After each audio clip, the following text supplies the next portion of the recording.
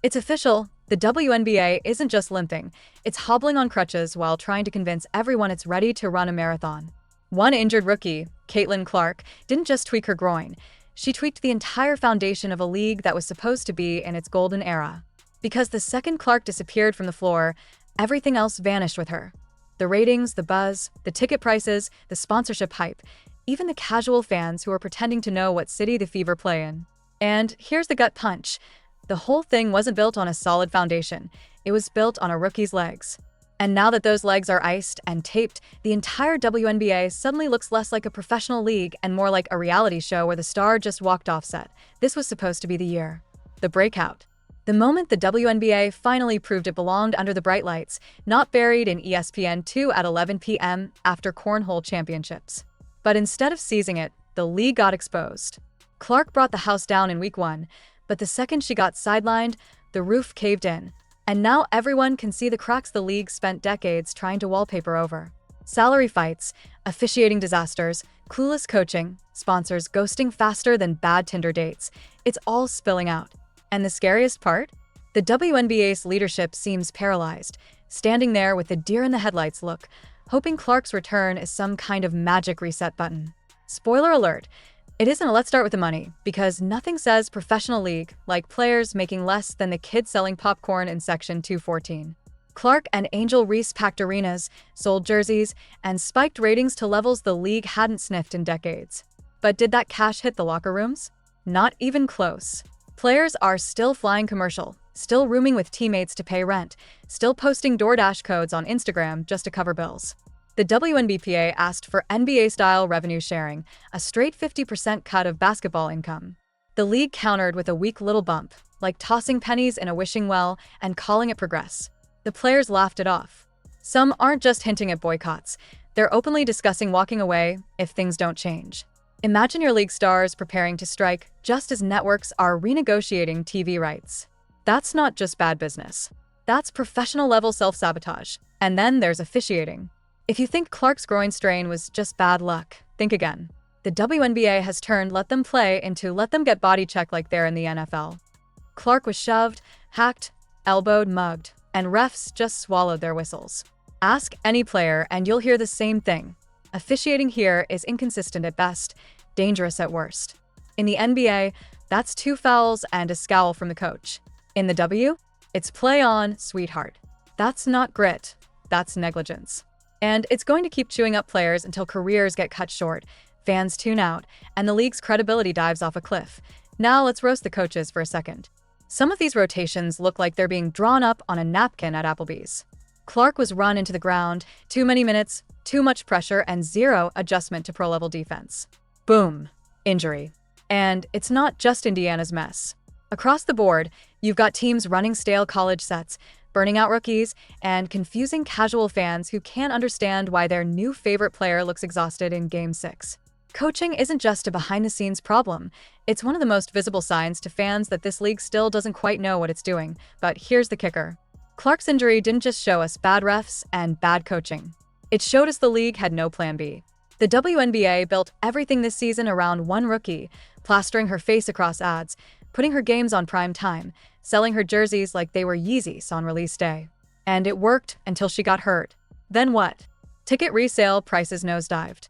Ratings tanked from millions to barely a couple 100,000. Merch sales froze. Suddenly, all that buzz evaporated like it never existed. That's not just unfortunate. That's embarrassing. A pro league is supposed to have storylines, rivalries, stars across multiple teams. Instead, the WNBA had a Clark pedestal. And the second it cracked, the whole illusion shattered. And let's talk about the resentment brewing behind the scenes. You think the vets haven't noticed how the league ignored them to crown Clark the savior? Players who've carried this league through empty arenas and middle seats on Delta suddenly got shoved to the side. The marketing wasn't WNBA stars. It was Clark and some extras. That tension is real, and now, with the league faltering, it's confirming everything the vets feared.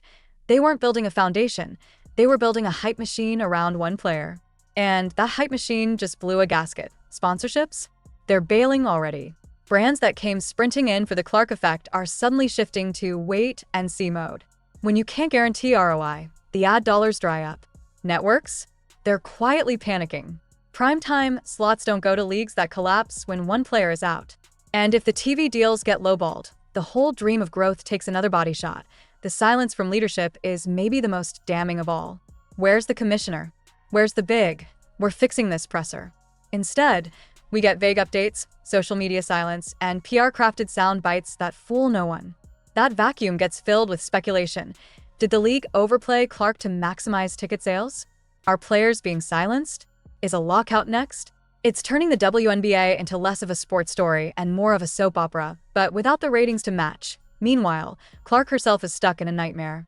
She's not just rehabbing an injury, she's carrying the weight of a league's reputation while being treated like a commodity. Every move she makes on the bench is clipped and analyzed. Every smile, every grimace, every outfit becomes content. She's not just an athlete. She's a brand, a storyline, a pressure valve. And she's 22 years old. That's not sustainable. Not for her. Not for anyone. The real question hovering over all this like a bad ref call in overtime is simple. Is the WNBA actually ready to be a major league? Or is it just cosplaying as one when the cameras are rolling? Because right now, it feels like a league that wanted the perks, the corporate deals, the celebrity tweets, the ESPN coverage, without the infrastructure that makes those perks sustainable. Players are still in high school gyms, still begging for charter flights, still taping ankles in corners of locker rooms that look like janitor closets. That's not Major League. That's amateur hour with a PR team. And here's the chilling part. This moment is going to stick. Fans won't forget how quickly the excitement evaporated. Players won't forget how little support they got when things went sideways. Sponsors won't forget the charts heading south the second Clark sat down. Even if she comes back healthy next season, the illusion has already been broken.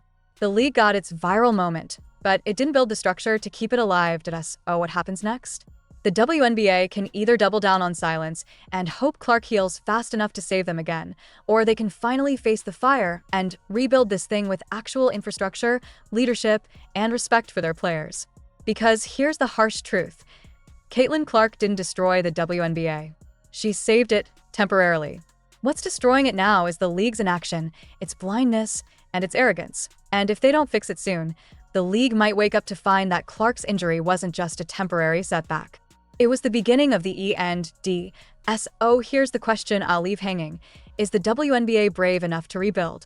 Or is it content to let the whole house of cards collapse while waiting for one rookie to come back and save it again? Because fans are watching, sponsors are watching, and players, well, they're deciding if they even want to stick around.